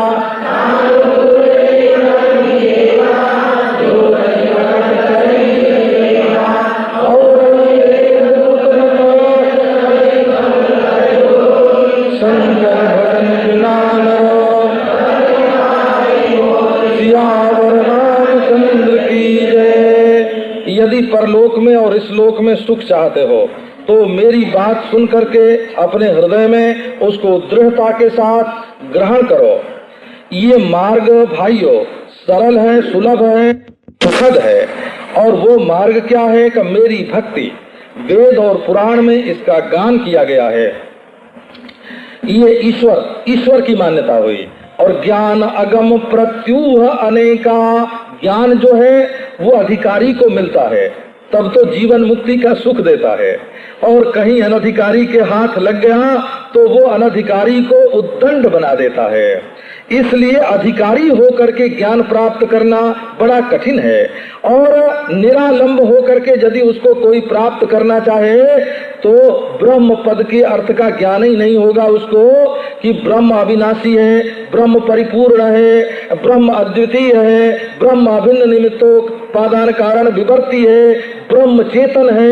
ये उसका ज्ञान ही नहीं होगा। उसको ब्रह्म क्या है ये नहीं मालूम पड़ेगा। जब ये नहीं मालूम पड़ेगा तो जब वो बोलेगा अपने मुंह से कि आत्मा ब्रह्म है तो ठन ठन पाल कुछ नहीं। जिसको ब्रह्म के स्वरूप का पता ही नहीं है कि वो क्या होता है, माने तत्पदार्थ के रूप में जिसने ब्रह्म का अनुसंधान ही नहीं किया, यदि वो जबानी जमा खर्च करके बोले कि आत्मा ब्रह्म है तो ब्रह्म पद का तो अर्थ मालूम ही नहीं, वो आत्मा को क्या समझेगा। तो पहले अविनाशी कैसे काल से अपरिच्छिन्न होता है, परिपूर्ण कैसे देश से अपरिच्छिन्न होता है, और सर्वोपादान जो है वो कैसे अद्वितीय होता है, और वो कैसे विवर्ती होता है, और वो कैसे सर्वज्ञ चेतन कैसे होता है, और चिन्ह मात्र वस्तु कैसी होती है, ये सब पहले ईश्वर का अनुसंधान करके मालूम कर ले और जानी हुई चीज को कहे कि ये आत्मा ब्रह्म है ना, तब तो उसको ब्रह्म ज्ञान होवे। और नहीं तो महाराज पहले 5 चीज को पहले मना कर दिया। बोले देखो ईश्वर को मत मानो, फिर कब बोले वेद को मत मानो, फिर बोले यज्ञ को मत मानो, फिर बोले तीर्थ स्नान को मत मानो, फिर बोले ब्राह्मण आदि को मत मानो, है ना, वर्णाश्रम को मत मानो। ये 4-5 बात पहले ही कह दी कि ईश्वर, वेद, यज्ञ, वर्णाश्रम, है ना, इनको हम मानते ही नहीं तो ईश्वर का ज्ञान कहाँ से होगा। आत्मा को ब्रह्म कैसे जानेगा। वो जानेगा भी तो यही जानेगा कि आत्मा जो है अणु रूप से, पृथक रूप से ही स्वतंत्र है। उसको स्वातंत्र का ज्ञान हो सकता है लेकिन उसकी ब्रह्मता का जो ज्ञान है वो बिल्कुल नहीं हो सकता। तो इसलिए बोले कि इसमें अनेक विघ्न हैं। आदमी वेदांत के मार्ग को छोड़ करके भटक जाता है, नास्तिक मार्ग को स्वीकार कर लेता है। तो साधन जो है वो श्रवण मनन निधिध्यासन, ये बड़ा विचित्र। और मन में दृढ़ता तब ज्ञान होता है। यदि कोई इस कष्ट को करके, कठिन साधन को करके पा ले और फिर भी यदि उसमें आत्मरति और भगवत रति इसकी एकता न हो तो जीवन मुक्ति के विलक्षण सुख से, मेरी प्रियता से वो वंचित रह जाएगा। ये भक्ति जो है ये स्वतंत्र है और सकल गुण खानी है। ज्ञान स्वतंत्र नहीं है, ज्ञान वस्तु तंत्र है। स्वतंत्र में और वस्तु तंत्र में फर्क है। हो जिस चीज को हम चाहें तो करें हैं और चाहे तो न करें, और चाहे तो छोड़ दें, और चाहे तो बदल दें, है ना, उसमें उसको बोलते हैं स्वतंत्रता। माने कर्ता इसमें स्वतंत्र होता है। और ज्ञान जो होता है वो वस्तु तंत्र होता है। वस्तु तंत्र होता है माने जैसी जो चीज है उस चीज को वैसे ही जानना। उसमें ये नहीं कि हम जाने कि न जाने और जान के बदल दें और ऐसा का वैसा कर दें, ये सब बात नहीं चलती। इसलिए ये साधना जो है ये जीव को कैसे करना, कि बोले बिनु सत ये सुख की खान है, कैसे मिलेगी, कि ये बिना सत्संग के नहीं मिल सकती। प्राणी को जब ये वस्तु मिलेगी तो सत्संग से मिलेगी। और पुण्य पुंज बिनु मिलहि न संता, जिसका हृदय शुद्ध नहीं होगा पुण्य पुंज से, उसको संत की प्राप्ति नहीं होगी। दुष्ट जो हैं वो संत के पास जाएंगे तो उनमें भी दुष्टता का ही आरोप करेंगे। कामी जाएंगे तो कहेंगे ये भी कामी हैं, लोभी जाएंगे तो कहेंगे ये भी हमारे ही तरीके तो हैं, क्रोधी जाएंगे तो बोले ये भी हमारे ही तरीके हैं, है ना। ये बिहारी ने लिखा है कि एक गांव में एक नई बहू आई हो, तो गांव में मशहूर हुआ कि बड़ी सुंदर बड़ी सुंदर बड़ी सुंदर। तो गांव की सब जो स्त्रियां थीं वो उसका मुंह देखने गईं। मुंह देखने गई तो जा करके, पुराने जमाने में घूंघट था, तो घूंघट हटाए के जब उसका मुंह देखें तो मुकुर कपोल पेखी, है ना, उसके जो कपोल थे वो शीशा सरीखे थे, चम चमकते हुए। जो देखें तो सब गवारिन गांव की गैया उसम लेखी, गांव की सब गवारिन जो है वो कह गई अरे क्या सुंदर, हमारी सरीखी तो है, हमारी सरीखी तो है। तो ये मूर्ख लोग जो हैं वो सबको अपने सरीखे ही समझते हैं, हो ये उनके अंदर समता होती है। तो पुण्य पुंज बिनु मिलहि न संता, संत की प्राप्ति बिना पुण्य पुंज के नहीं होती। और सत्संगति जो है वो संस्कृति का अंत कर देने वाली, भव बंधन से, जन्म और मरण के चक्कर से मिटाने वाली है। और पुण्य एक जगमह नहीं दूजा, जगत में एक ही पुण्य है, दूसरा पुण्य नहीं। वो पुण्य क्या है कि मन क्रम वचन विप्र पद पूजा, मन से, कर्म से, वचन से ब्राह्मण चरण की पूजा। सानुकूल के ही पर मुनि देवा, जो तज कपट करई द्विज सेवा, जो कपट छोड़ करके विद्वान ब्राह्मण की सेवा करते हैं उनके ऊपर मुनि और देवता सब के सब सानुकूल हो जाते हैं। और एक गुप्त मत सबई कहूं कर जोरी, रामचंद्र भगवान कहते हाथ जोड़ के बोलता हूँ, है ना। त्रिभुवन नायक अखिल ब्रह्मांड नायक त्रिलोकीनाथ प्रभु कहते हैं जब बहुत विनय मन में बहुत आग्रह होता है कि इस बात पर लोग चलें, बोले बाबा हाथ जोड़ के कहते हैं मूर्खता मत करो, ये